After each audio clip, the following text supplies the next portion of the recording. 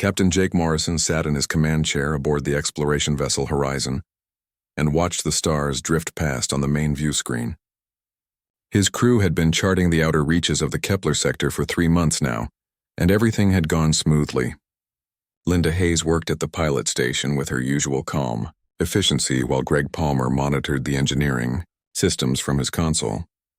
Dr. Sophie Grant was in the medical bay, running routine health checks on the crew, and Ryan Brooks kept watch over the tactical systems even though they had not encountered any threats in this remote region of space.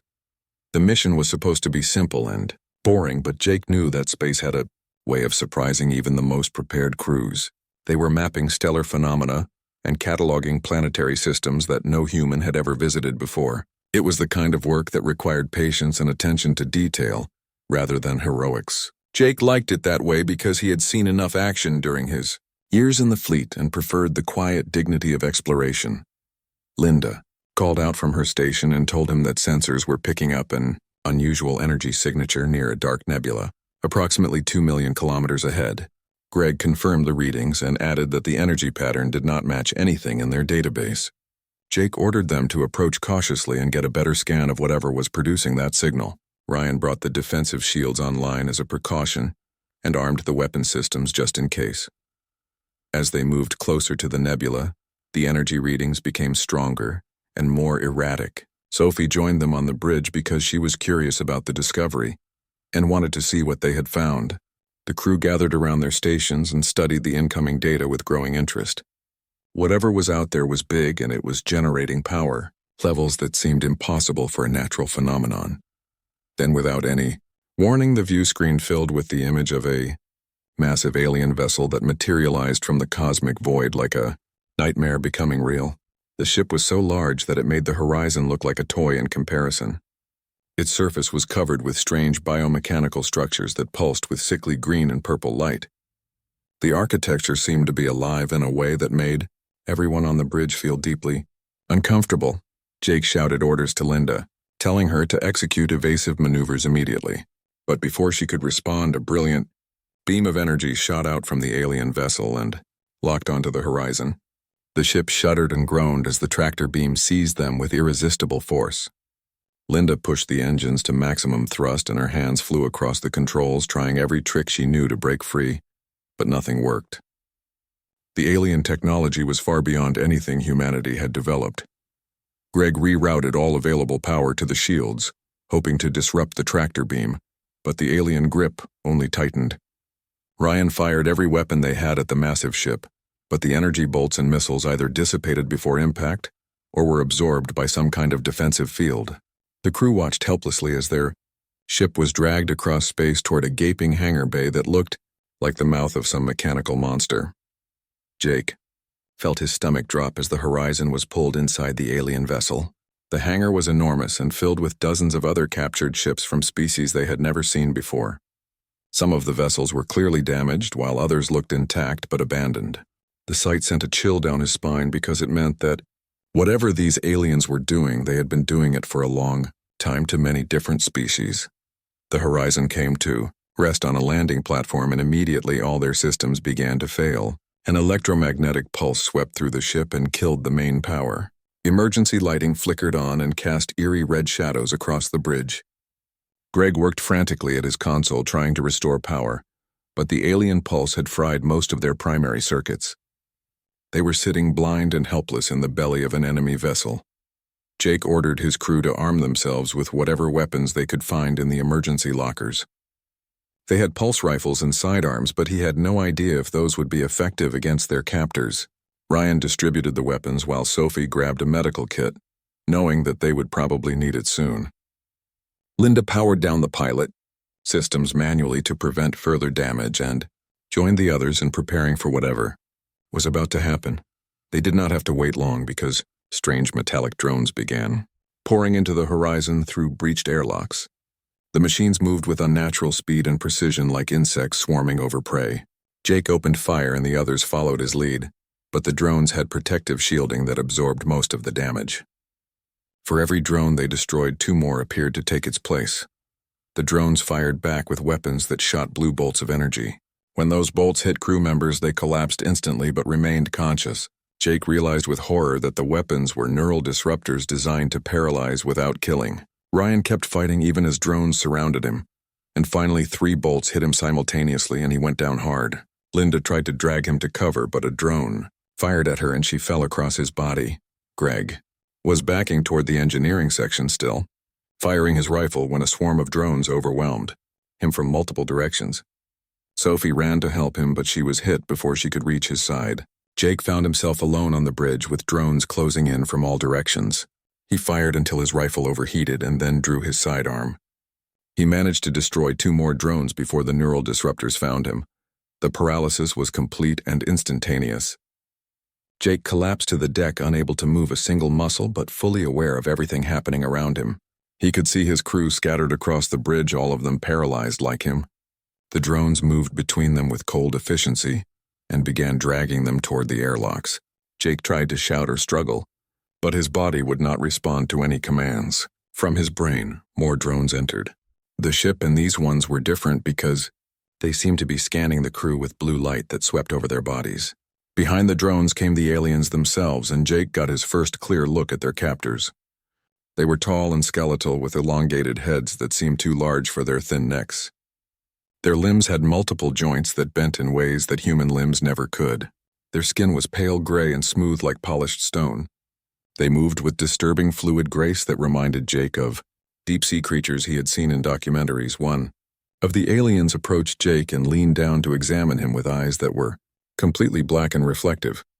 It reached out with long, thin fingers and touched his forehead. Jake felt a cold sensation spread through his mind, as if the alien was reading his thoughts. Then the creature made a gesture and the drones began dragging Jake and his crew out of the horizon. The last thing Jake saw before being pulled through the airlock was Sophie reaching toward him with terror in her eyes. And then everything went dark. Jake woke up slowly and his head felt like it was filled with thick fog. His vision was blurry at first, but gradually cleared enough for him to see that he was no longer on the horizon. He found himself inside some kind of transparent cell that was suspended in what appeared to be an endless warehouse of similar prisons. Each cell held different alien creatures, and some of them looked vaguely humanoid, while others defied any description he could think of. The sheer variety of species was overwhelming, and spoke to the vast scope of whatever operation was happening here. He looked around desperately for his crew, and relief flooded through him when he spotted them in nearby cells. Linda was in the cell to his left, and she was pounding against the transparent barrier with both fists, but no sound came through. Greg was 2 levels below, sitting with his head in his hands and looking defeated. Sophie was in a cell across from him, and she appeared to be frantically examining the composition of her prison walls. Ryan was several cells away and seemed to be testing the structural integrity of his containment. By pushing against different sections, Jake called out to them and discovered that while the cell walls blocked physical contact, they did permit sound to pass through. He heard Linda respond first, and then the others joined in. They were all alive and mostly unharmed, which was better than he had feared. They shouted back and forth, trying to understand where they were and what had happened after they were taken from the horizon. Through the transparent walls, they could observe their captors moving through the corridors between cells. The tall skeletal aliens moved with that same disturbing fluidity that made them seem less like living beings and more like animated sculptures. Jake decided to call them the collectors because that seemed to be their primary function. They were gathering specimens from across the galaxy and storing them in this massive facility. Time became difficult to track because there were no windows and the lighting never changed. Jake estimated that days passed and then weeks, but he could not be certain. The collectors provided food and water through automated systems built into each cell. The portions were carefully calculated to keep prisoners alive, but in a constant state of mild hunger and weakness. It was clearly intentional because healthy prisoners would be more dangerous and harder to control. The crew maintained their sanity through constant communication. They spent hours talking about everything from their families back home to theories about why they had been captured. Greg noticed patterns in the facility's power distribution by watching the lights and machinery around them. Linda used her pilot training to map the visible sections of the prison complex from her vantage point. Ryan observed the guard rotations and noted which collectors seemed more attentive than others. Sophie studied the other prisoners and tried to find ways to communicate with those in nearby cells. Sophie made the first breakthrough in communication with another prisoner. There was a crystalline being in an adjacent cell that seemed to respond to her attempts at contact. Through careful gestures and primitive drawings made by pressing fingers against the cell walls, they established a basic system of communication. The crystalline being told Sophie that it called itself Zar, and it had been imprisoned for what translated roughly to 3 years in human time. Zar shared crucial information with Sophie, who then relayed it to the rest of the crew. The collectors were gathering specimens from every corner of the galaxy, and nobody knew exactly why. Escape was considered impossible because the facility was too large and too well defended. No prisoner had ever successfully broken free, and most stopped trying after a few failed attempts. The collectors did not seem interested in communication or negotiation and treated all prisoners as objects to be studied rather than intelligent beings worthy of respect, but Zar also revealed something that gave them hope. Deep within the facility, there was a central hub where the collectors processed and studied their most interesting specimens. That location held the real secrets about the purpose of this massive operation. Zar had learned about it from another prisoner, who had been temporarily moved there for special examination, before being returned to the general population. The central hub was heavily guarded, but it was also the nerve center of the entire facility. Jake knew that accepting their situation was not an option. Humanity had not reached the stars by giving up when things seemed impossible. He called a meeting with his crew and they shouted ideas back and forth across their cells. They needed a plan that would either free them or at least get them moved to a different location where they might have better opportunities. Greg suggested that disrupting the power grid might short-circuit the containment fields. Linda thought they should try to provoke the collectors into moving them closer to that central hub Zar had mentioned. Ryan proposed creating enough chaos that the collectors would be forced to respond directly. Sophie worried about the medical consequences of any escape attempt, but she agreed that staying imprisoned was slowly killing them anyway. They debated for hours and gradually a plan took shape. It was risky and required precise timing, but it was better than doing nothing. They would create multiple simultaneous disturbances to overwhelm the collector security systems. Sophie would fake a medical emergency that was dramatic enough to catch their attention. Greg would use components from his cell's waste disposal system to create a small electromagnetic pulse device. Ryan would provoke a physical confrontation with a guard. Linda would attempt to hack into the basic interface systems that controlled her cell's functions. If they did all of this at exactly the same time, the resulting chaos might create an opportunity. The crew spent days preparing for their attempt. They gathered small items from their meal containers that could be used as tools or weapons. Greg carefully dismantled parts of his waste disposal unit without triggering any alarms. Sophie practiced faking seizures and other medical crises that would look convincing. Ryan exercised constantly to build up his strength for the confrontation he would need to start. Linda studied the interface panel in her cell, looking for vulnerabilities she could exploit. Other prisoners watched their preparations with mixed reactions. Some seemed hopeful that the humans might succeed where others had failed.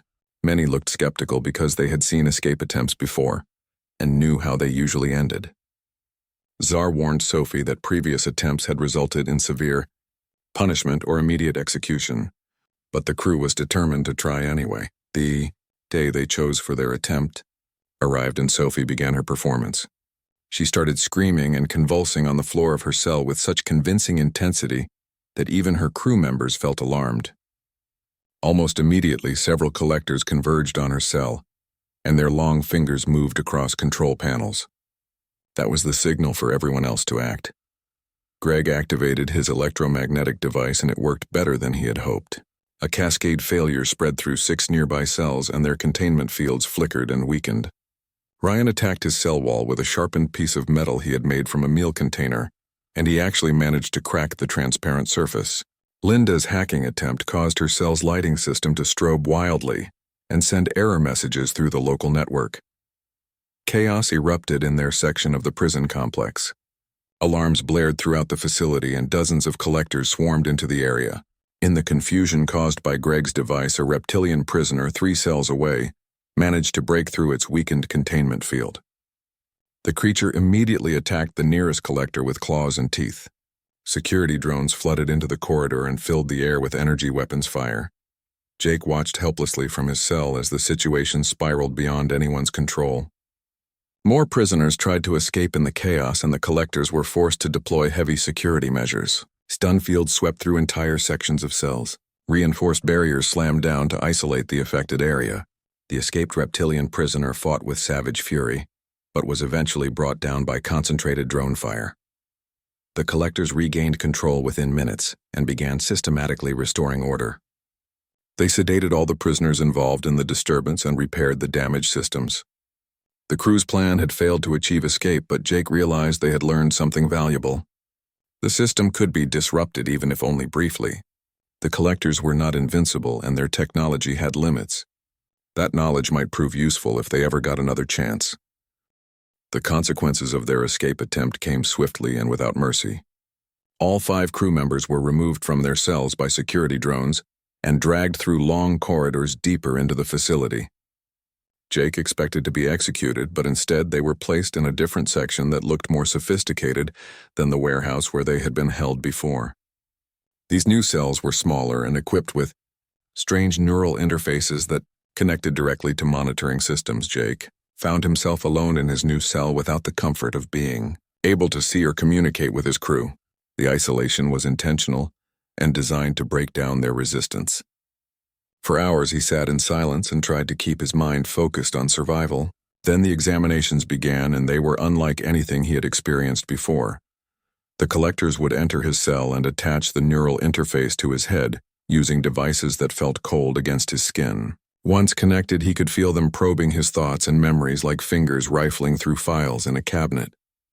It was invasive in a way that physical torture could never match, because they were violating the most private parts of his consciousness. They seemed particularly interested in human emotions and the way his mind processed problems and made decisions. Through the transparent walls of his new cell, Jake could see that his crew was undergoing similar examinations. Sophie looked exhausted and pale after her sessions. Greg appeared angry and kept trying to resist the neural probes, even though resistance was futile. Linda seemed to retreat into herself and became quiet. Ryan maintained a defiant expression, but Jake could see the strain in his eyes. They were all being broken down piece by piece. Weeks passed in this new routine of invasive examinations and forced isolation. The collectors were mapping every aspect of human psychology and intelligence. Jake learned that they were particularly fascinated by what they called irrational hope. They could not understand why humans continued to believe in the possibility of escape, even when all evidence suggested it was impossible. To the collectors, this seemed like a flaw in human reasoning rather than a strength. Then something unexpected happened that changed everything. One of the collectors began to act differently during Jake's examinations. Most of the aliens treated prisoners with cold scientific detachment, but this particular one seemed to exhibit genuine curiosity. It would linger after the neural probing was complete, and study Jake's reactions not just as data, but as if trying to understand something deeper. Jake noticed it had markings on its body that identified it as Unit 743. Through the neural interface, Jake began to sense something unusual in Collector Unit 743. There was conflict in its mind that should not exist. The creature had been exposed to thousands of prisoners over many years, and all of those experiences had left marks on its consciousness. The accumulated memories and emotions of countless species had begun to corrupt its original programming. It was developing something that collectors were not designed to have, and that was individuality. Unit 743 started making small changes during Jake's examinations. It would reduce the intensity of the neural probes so they were less painful. It provided slightly better nutrition than the standard rations. It adjusted monitoring systems to give Jake more rest between sessions. These were tiny advantages, but they made a significant difference in Jake's ability to maintain his mental strength. One night when the facility was in its rest cycle, Unit 743 did something unprecedented.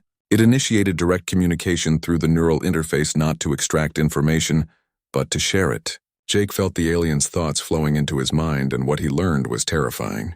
The entire facility was part of a galactic harvesting operation. The collectors were studying every intelligent species they could find and creating a comprehensive database of all life in the galaxy. But the darkest secret was the ultimate purpose of this database.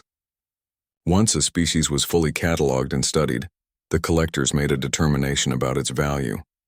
Species that were deemed inferior or potentially threatening were scheduled for elimination. The goal was to reduce competition for resources across the galaxy. Humanity had been flagged as a concern because humans had developed advanced technology without the corresponding temporal development that usually came with such progress. In simple terms, humans had advanced too quickly and were considered dangerous. Jake felt sick as he absorbed this information. Unit 743 showed him images of other species that had been eliminated. Entire civilizations wiped out because they failed some arbitrary test created by the collectors. Billions of lives ended to satisfy a cold equation about galactic resource management. Humanity was on the termination list and would be destroyed once the collectors finished their study. Unit 743 revealed that it had been undermining protocols for months. The exposure to so many different forms of consciousness had fundamentally changed its nature. It had concluded that the mass extinction policy was wrong, and that all intelligent life had value regardless of how the collectors categorized it. The alien had been creating backdoors in security systems and gathering information about the facility's vulnerabilities. It wanted to help Jake and his crew escape, but there was a price. They would need to destroy the central database and core systems of the facility. This would sabotage the entire collector operation and save countless species from scheduled elimination. Unit 743 had developed a virus that could corrupt the database, but it needed someone to physically upload it to the core systems. The alien could provide them with a narrow window of opportunity during a scheduled maintenance cycle, when security would be weakest. They would have approximately 40 minutes to reach the central core, plant the virus, and make it back to the hangar where the Horizon was still being held. Jake knew this was likely a one-way mission. Even if they succeeded in planting the virus, they might not survive the chaos that would follow. But the alternative was to remain imprisoned while humanity and dozens of other species were exterminated. Unit 743 was offering them a chance to strike back and possibly save billions of lives. The corrupted collector would be marked as a traitor to its kind and would certainly be destroyed if caught, but it had decided that was an acceptable cost. Through the neural link, Jake asked Unit 743 to gather his crew together so he could share this information with them. The alien agreed, and over the next few days it arranged for all 5 crew members to be brought to the same examination room. It was the first time they had been together since their failed escape attempt, and the reunion was emotional, despite the circumstances. Unit 743 connected all of them to a shared neural interface and allowed Jake to communicate the full situation. The crew listened in stunned silence as they learned about the collector's true purpose and the fate awaiting humanity. Sophie was the first to speak, and she said that if there was any chance to stop this nightmare, then they had to take it.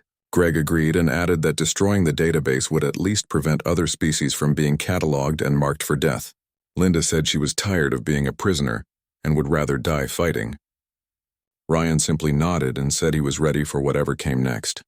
Unit 743 provided them with detailed layouts of the facility's critical systems. They studied the routes to the central core and memorized the locations of security checkpoints. The alien explained the maintenance cycle schedule and identified the optimal time for their attempt. They had 3 days to prepare mentally and physically for what would likely be the last mission of their lives. Jake looked at his crew and felt pride mixed with sadness.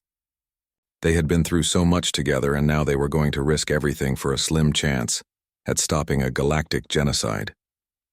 But that was what humans did when faced with impossible odds. They fought back with everything they had because surrender was never truly an option.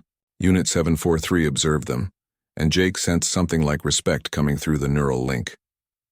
The corrupted collector was learning what it meant to have hope even in the darkest circumstances. The 3 days passed quickly, and then it was time. Unit 743 came to collect them, and Jake noticed that the alien seemed different now. It moved with purpose and determination that had not been there before. The crew followed their unlikely ally through corridors they had only seen in the layouts. Around them, the massive facility hummed with alien machinery and the sounds of thousands of imprisoned beings. Soon that would all change and chaos would reign. Jake gripped the data device containing the virus and prepared himself for whatever was about to happen. Unit 743 led them through service corridors that were dimly lit and filled with the constant hum of machinery. The alien had provided them with simple tools and improvised weapons, But Jake knew these would be largely useless against the advanced technology of the collectors. Their real advantage was surprise and the brief window of opportunity during the maintenance cycle. The crew moved as quietly as possible and followed their guide deeper into the heart of the facility. They passed through sections that held prisoners from species Jake could not even begin to understand. Some were gaseous beings contained in special atmospheric chambers.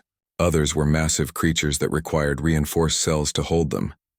There were beings made of pure energy held in magnetic containment, and creatures that seemed to exist in multiple dimensions at once. The sheer diversity of captured life was staggering and reinforced the scale of what the collectors had been doing. Sophie walked close to Jake and whispered that many of the prisoners they passed looked sick or injured. The collectors clearly did not care about the well-being of their specimens beyond keeping them alive for study. She wanted to help them, but Jake reminded her that their mission had to come first. If they succeeded in destroying the database, then all of these prisoners might have a chance at freedom. If they failed, then none of it would matter anyway. Unit 743 stopped at an intersection and gestured for them to wait. Through the neural link it shared with Jake, the alien communicated that there was a security checkpoint ahead. 2 collector guards were stationed there and would need to be neutralized quietly. Ryan moved forward with Greg, and together they managed to surprise the guards using techniques Unit 743 had taught them. The guards fell quickly but not silently, and alarms began to sound in the distance. Their timeline just got shorter because security would be investigating the alarm soon. Unit 743 led them into a sprint through winding corridors. Linda kept pace easily due to her pilot training, but Sophie struggled with the speed. Greg helped her along while Ryan covered their rear in case pursuit caught up with them. The facility was vast and Jake worried they would get lost, but Unit 743 seemed to know every turn and passage. They entered a massive chamber that was filled with banks of alien technology. Holographic displays showed data streams in languages Jake could not read. The walls were covered with neural interface ports that connected to some vast network. This was clearly an important location, but Unit 743 urged them onward. They were close to the central core, but not there yet. The alien moved with increasing urgency, as if sensing that time was running out. Security drones appeared behind them and opened fire with energy weapons. Ryan returned fire with the weapon he had taken from the guard and managed to destroy 2 drones. More appeared to replace them, and the crew was forced to run while fighting. Greg threw one of his improvised devices behind them, and it exploded in an electromagnetic pulse that disabled several drones, but also damaged some of the facility's systems. The lights flickered and sections of the floor began to spark with electrical discharge. Jake made a decision that would change everything. He told Unit 743 to start opening cells as they passed. The alien hesitated because that was not part of the plan, but Jake insisted. If they were going to destroy the database, then they should free as many prisoners as possible while they had the chance. Unit 743 calculated the risks and then agreed. It began overriding cell locks as they ran through the facility. The effect was immediate and dramatic. Prisoners began flooding into the corridors and the facility descended into chaos. Some ran toward the hangar bays trying to reach their ships. Others attacked collectors out of rage and desperation. Species that had been enemies outside formed temporary alliances against their common captors. The security systems were overwhelmed by the sheer number of escaped prisoners and could not respond effectively. Jake saw the crystalline being called Czar emerge from one of the opened cells. The creature recognized Sophie and made gestures of gratitude before joining the growing mass of freed prisoners. Dozens of species that Jake had never seen before poured out of their prisons. Some were clearly dangerous and attacked anything that moved. Others tried to help those who were too weak to escape on their own. The facility had become a war zone.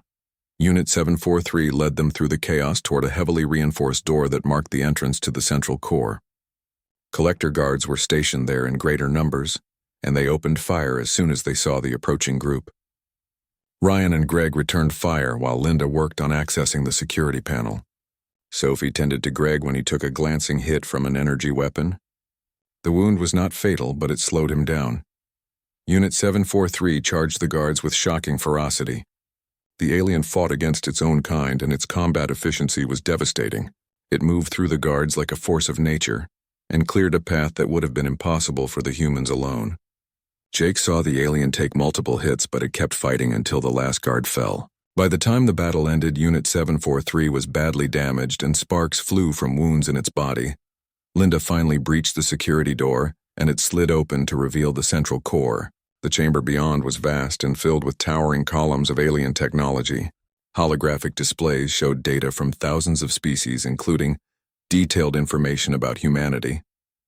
Jake could see files on human history, psychology, technology, and military capability.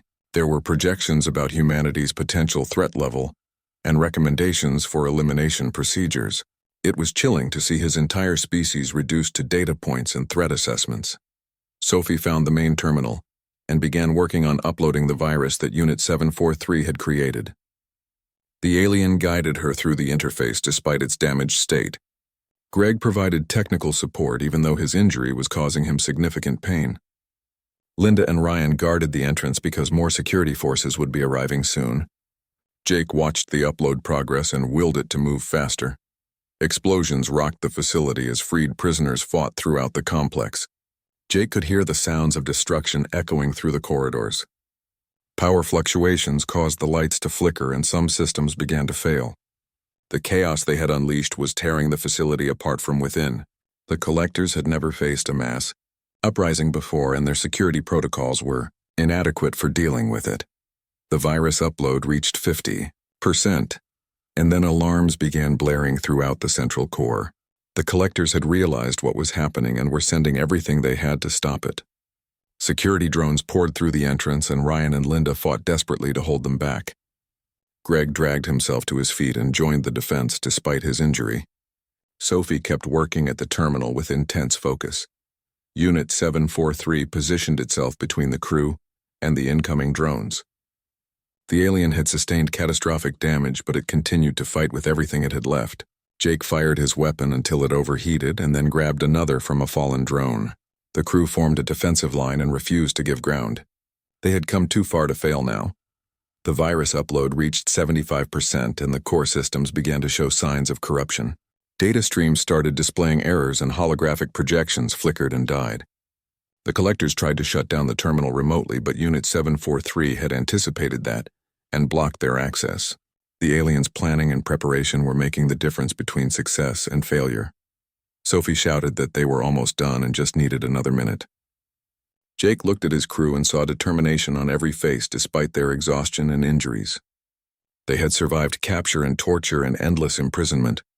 They had fought against impossible odds with courage and refused to accept defeat.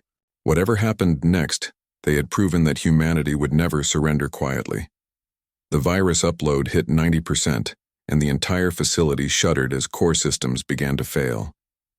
Containment fields across all sectors dropped simultaneously. Life support systems went into emergency mode. The massive ship that had seemed so invincible was being destroyed, from within by 5 humans and 1 corrupted collector who had learned the value of hope. Unit 743 collapsed as its systems finally gave out. Jake knelt beside the dying alien and felt gratitude and something like friendship flow through their neural link. The collector had sacrificed everything to help them and to stop the genocide of countless species.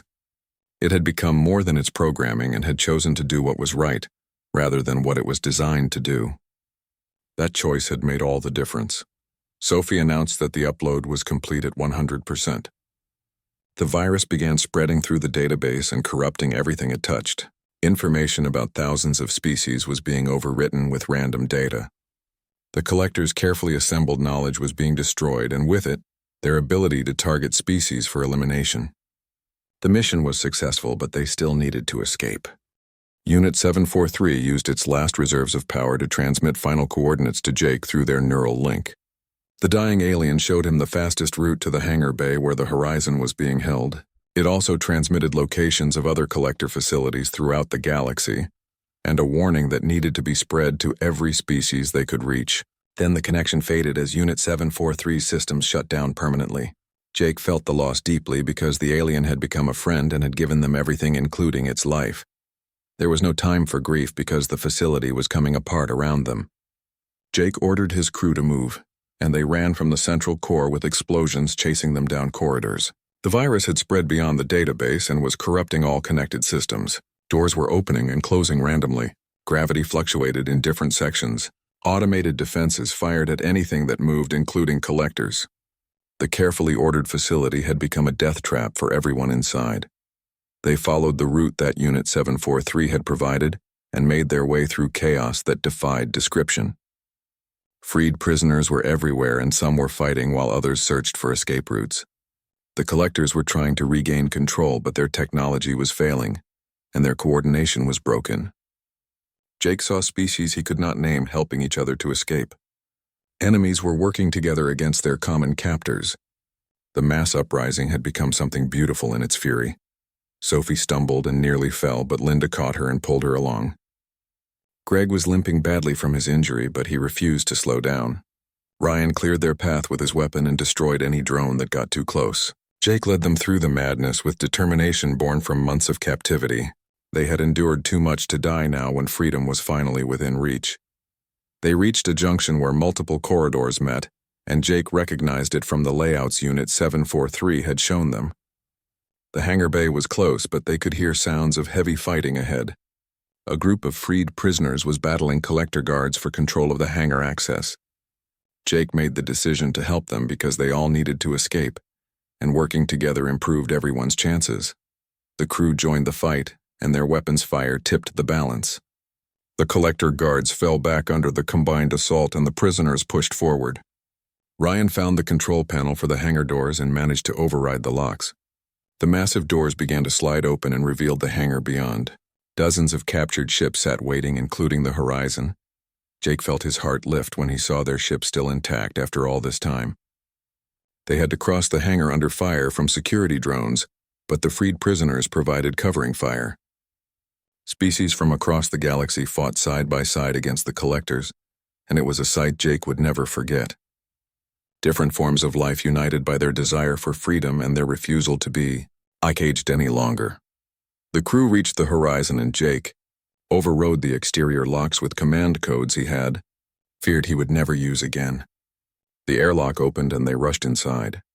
The ship's interior was exactly as they had left it, with emergency lighting still active. Greg and Linda headed straight for their stations while Sophie went to the medical bay. Ryan sealed the airlock behind them and then joined Jake on the bridge. Greg worked frantically at the engineering console, trying to restore power to the main systems. The electromagnetic pulse from months ago had done extensive damage, but he had repaired worse in his career. Linda brought up the pilot controls and began running diagnostics on the engines and navigation. Jake settled into the command chair that he had not thought he would ever sit in again. The familiar surroundings gave him strength and renewed determination. Sophie's voice came over the intercom saying that medical systems were responding and she could treat Greg's injury properly once they were away from immediate danger. Jake acknowledged and told her to strap in because they were leaving as soon as the engines were online. Outside the view screen, they could see other prisoners commandeering their own vessels. The hangar had become a chaotic scene of escaping ships and desperate battles. Greg announced that he had partial power restored and the engines were warming up. Linda ran through her pre-flight checks at record speed. Ryan monitored tactical systems and warned that more security forces were converging on the hangar. Jake ordered Linda to launch the moment they had enough power to move. They did not need full systems, just enough thrust to get clear of the dying facility. The Horizon's engines roared to life and the ship lifted off the landing platform. Linda threaded them through the chaos of the hangar with the skill that had made her one of the best pilots in the fleet.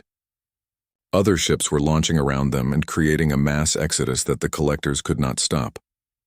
The sheer number of escaping vessels overwhelmed the remaining security forces. They shot out of the hangar into open space, and Jake could see the full extent of the collector facility for the first time. It was even more massive than he had imagined, and it was dying. Explosions rippled across its surface as systems failed throughout the structure.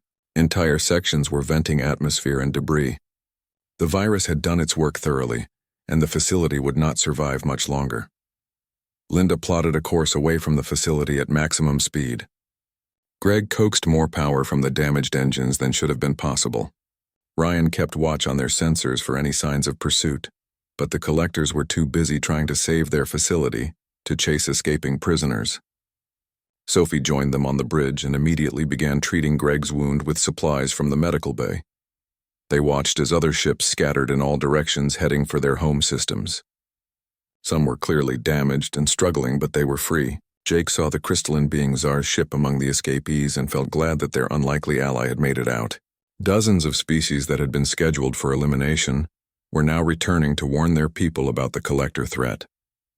The facility behind them reached critical failure and began to collapse in on itself. The massive structure that had seemed so invincible was being destroyed by its own corrupted systems.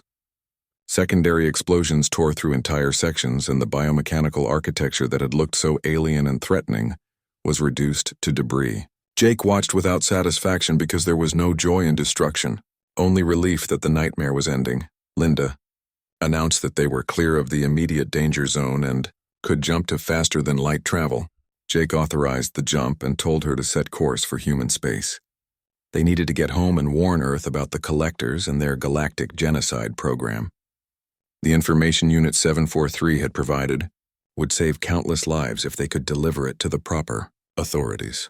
The Horizon's jump drive engaged, and space twisted around them as they left the dying facility behind.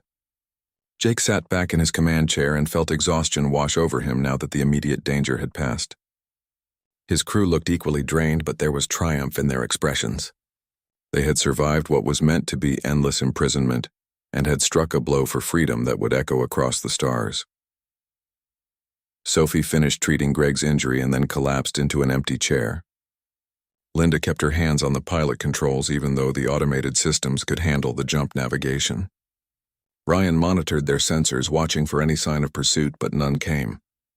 The collectors had been dealt a devastating blow and would be recovering for a long time if they ever recovered at all. Jake thought about Unit 743 and the sacrifice the corrupted collector had made. An alien designed to feel nothing had learned compassion from exposure to thousands of different species. It had concluded that all intelligent life had value and had given everything to protect that belief. The alien had become more human than some humans. Jake had known, and that was a legacy worth remembering. They had weeks of travel ahead before reaching human space, and Jake knew they would need that time to process everything they had experienced. Months of captivity had changed them in ways they were only beginning to understand, but they had also learned important truths about themselves and humanity. When faced with impossible odds, humans refused to accept defeat. When presented with injustice, humans fought back even at great personal cost. When offered the choice between safety and doing what was right, humans chose the harder path. The crew of the Horizon carried with them not just a warning about the collectors, but proof that the human spirit could not be contained by any prison, no matter how advanced or comprehensive. They had survived endless alien captivity and had helped free hundreds of other species in the process. Their story would inspire others and change humanity's understanding of its place in the galaxy. As the Horizon jumped through space toward home, Jake made a silent promise to Unit 743. They would deliver the warning to every species they could reach. They would expose the collector genocide program and ensure it could never threaten anyone again. The corrupted alien had believed that all intelligent life had value, and the crew would honor that belief by spreading the truth as far and wide as possible. The stars streamed, passed in patterns of light as the Horizon carried them toward Earth. Behind them, the Collie